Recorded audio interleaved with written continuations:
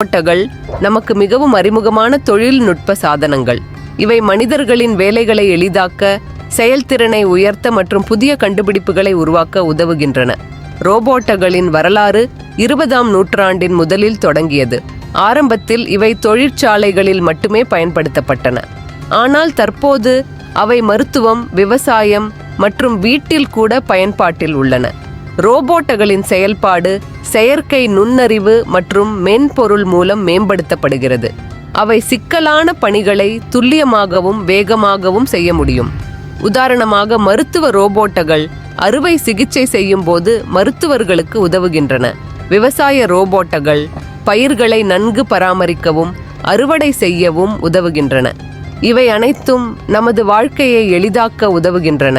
ஆனால் அவற்றின் வளர்ச்சியுடன் நாங்கள் எதிர்கொள்ள வேண்டிய சில சவால்களும் உள்ளன. ரோபோட்டுகள் எங்கள் எதிர்காலத்தை மாற்றும் திறனை கொண்டுள்ளன. Thank you. Please like and subscribe our channel.